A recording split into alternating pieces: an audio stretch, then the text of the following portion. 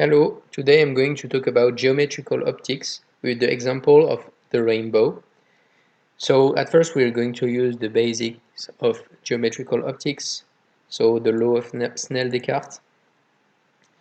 So we've got this relation that you obviously know that links the refractive angle with the refractive index. We will assume that n of r is about 1, which is mostly true. And we get this relation and we differentiate it on the left side with respect to I and on the right side to the respect to R, and we get this relation and we can get the derivative here. So this result is important because we will use it later. So the rainbow works with droplets of water, so we can consider it as a sphere in which a photon passes through. So in geometrical optics, the photon is a ray. So there is a ray that is inputted in a sphere. So that's pretty much it for the general setup of the problem. So we'll study three scenarios. The first one would be the light is transmitted directly. So well, we'll see later. Then it's a partially refracted once and then transmitted, and then it's partially refracted twice then transmitted. So the first scenario, we will use this scheme like awesome drawing skills. So here you have a input ray that is parallel to the ground. So imagine that the sun is at the sunset. So why we study it like this is because it doesn't matter where you input the start, but for a later study, we'll assume that the sun is at sunset or sunrise because it's parallel to the ground. Then we draw in red the normal of the incident points. So you see that the ray hits the sphere here, and you draw the normal here in red. So the this red line makes an angle with the refracted ray that is called R, and we can also do the same thing with alpha being the incident angle to this point here, and the same beta being the output. And then we call D, so the deviation, it's the output angle minus the input angle. So you can see here that I drew in red the original parallel line, and then the difference in terms of angle is this one. So at first we can observe a symmetry here. We can observe that there is a symmetry. So we will see that alpha is equal to R and beta is equal to I. You can also find this result by applying twice Snell-Descartes in this point and in this point, and you will find the results. So you can see that alpha is equal to R and I is equal to beta. So now if you sum all of them, you'll obviously find I, so the inputs, minus R, minus alpha plus beta. So you find 2 times alpha minus 2 times alpha minus R, I minus R, yes, because alpha is equal to R and beta is equal to I. So yeah, you get this result here. So we differentiate this expression with d1 here and the two variables here, so we get this result. We divide it by di. So now we want the output ray to be parallel to the axis, so here, and we have the condition d1 over di is equal to 0, so this and it means that dr is equal to dr over di is equal to 1 because of this relation here.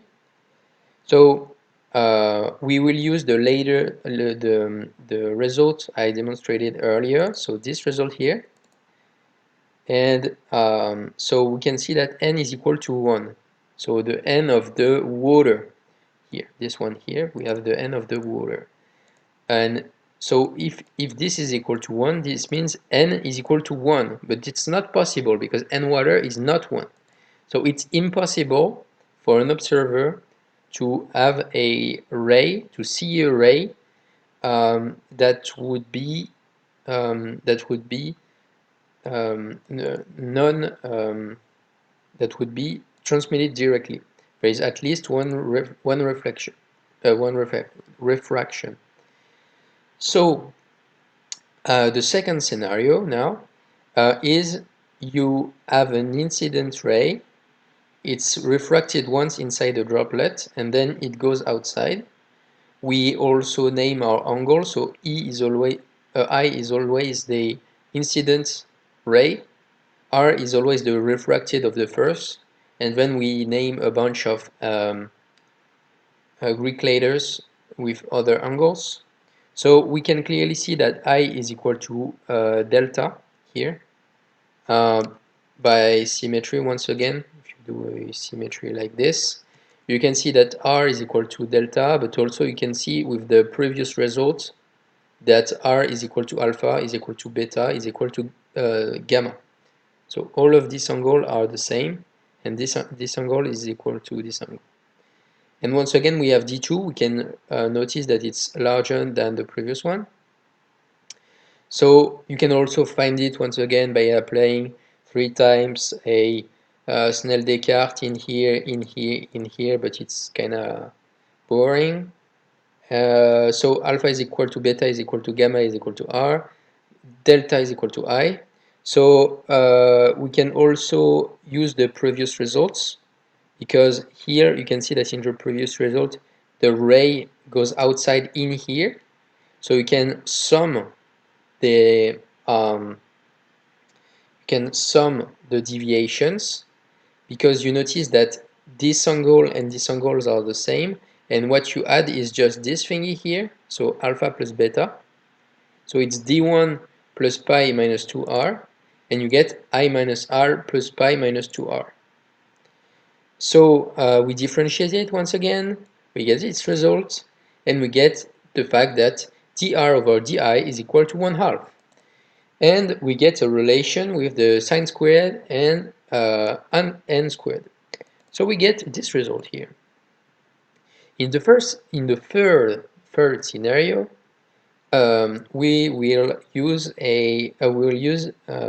two refraction. So once again, we have the incident ray here, in here. Then it goes here, it's refracted once, then it goes here, it's refracted twice, and then it goes outside. We have the deviation here, the incident I, the R for refracted the first time. So it goes inside, we have a bunch of Greek letters. So once again, I is equal to xi, so the output, by symmetry, obviously, also by using the previous result, also by using Snell-Descartes. There is a bunch of ways you can find this result. So R is equal to phi, which is also equal to alpha, which is also equal to beta. So by the laws of Snell-Descartes, you also have alpha is equal to beta when it's reflection. So it's pretty easy to see it's the same angle. So yeah, you get that all of these angles are the same by symmetry. So I is equal to xi, R is equal to alpha is equal to beta is equal to gamma is equal to delta, and I forgot phi. Yeah, I forgot phi, but it's also equal. So once again, you have the previous deviation plus this thingy here that has been added, so gamma and delta. So you've got T2 plus pi minus 2r. So as a side note, I'll have to add that you can in general for the problem of refraction, build a sequence. So dn plus 1 is equal to dn, so the previous deviation, that is equal to pi minus 2r. Why? Because you have a symmetry, always you have this symmetry, and you had twice this angle here. So since you had it every time, there is no problem to build a sequence, and not why imagining that the light ray will be refracted 10 million times. But that would be a lot of refraction. So d3 we differentiate, we get this relation here, and we can use it on the relation with sine squared as used in the previous method. So now I just extended the results for m refraction. So if you have m refraction, you find that dm plus 1 is equal to 2di minus 2m plus 1 dr. When you differentiate, you get this result here, and in general, you find this result here.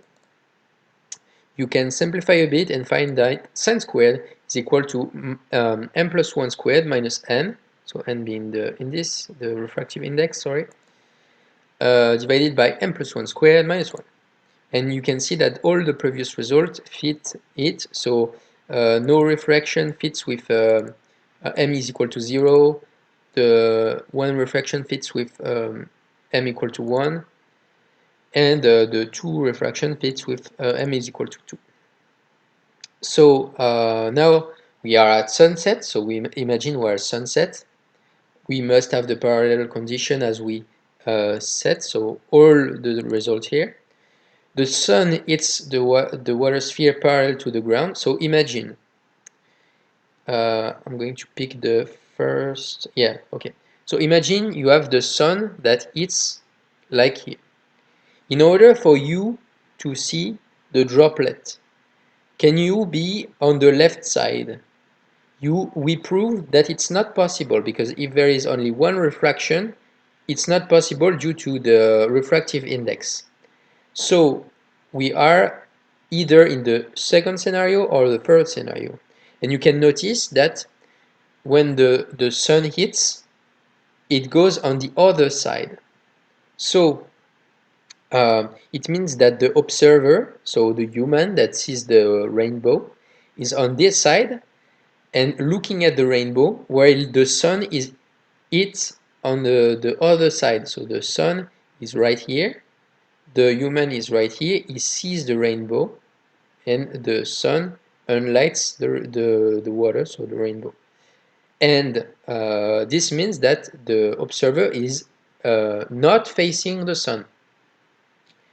So is not facing the sun. The observer, yeah, he has the sun on his back.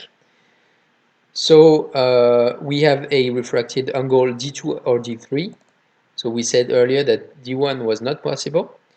So now we can see that it comes to the observer with an angle theta 2 and theta 3, because if you have these angles that is parallel to the ray, if you want the other side, you have to do pi minus it, because it comes to the observer. So like here, it comes to him with an angle pi minus d3. So we build theta 2 and theta 3 that is equal to pi minus d2 or d3. So we get these results here. So this is the picture of a double arc rainbow. So you can see that there is a rainbow here and a rainbow here. But there is a strange thing we can notice. So I'm going to zoom in a bit.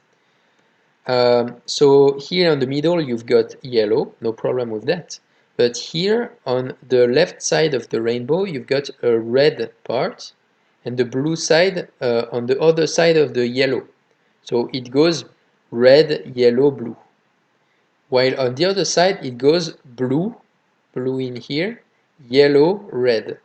It's kind of difficult to see because there is not much intensity in this picture. But you can see that it's backwards. But why is it backwards? So for the simple refraction, so the second scenario, we have this relation here. So it's a bit of calculus, but we just expand and get this result. So we replace with the previous relations. So here I'm just going to expand lots of relations we got earlier. So now this is a numerical approach. So the violet ray in water has a refractive index of 1.3448, and a red ray in water has a refractive index of 13317. So here there are a bunch of formulas. So I2 being the incident ray, R2 being the refracted index at the first time, d being the deviation, and theta being the angle that is seen by the observer. So we've got all our relations, and we can now compute this. So we will plug it in. We can plug it in a computer. So computer. So we got numerical values here. So I2 is nearly 60 degrees. We can see that if you compare violet and red, you've got the incident that is less far than the red. But what will be interesting is that the angle seen by the observer. So yes. So what we see, what matters, is the angle theta 2. So we see a low angle for violet and a high angle for the red. So let's look back at our picture of the rainbow. So we've got our low angle with the violet, so it makes a less high angle with the ground. So here is nearly 40 degrees if we computed it with the hypothesis. And with a higher angle for the red, here would be at 42 degrees. It's more convenient to deal with degrees here, but we could also do it in radians.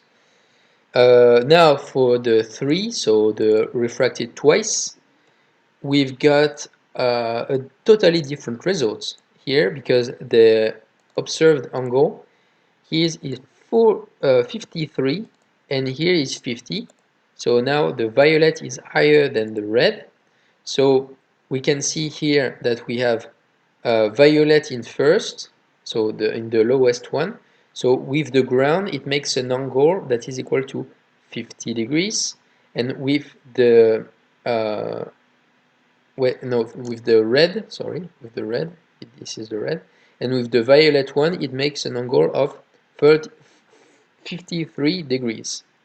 So once we've got that, we can see that the fact that that there are two arcs swaps the colors in the rainbow, and this is due to the phenomenon of double refraction. So I'll have to add that that it's possible that there are multiple arcs, because as we've seen earlier, there are multiple formulas for deviation.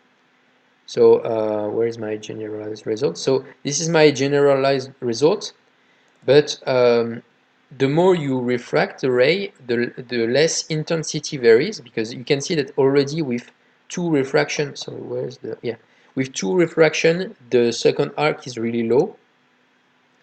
Um, and um, and it's almost impossible to see more than two. I know that there are some special light properties from Antarctica. So if you look at the base Dumont d'Urville from the French Antarctica territories, there are pictures of cool light effects that occurs because the sky is clear and they got special water properties. So pretty interesting to see. So yeah, that's all for the rainbow. I hope that was useful, and if you have any question, feel free to ask them in the comments.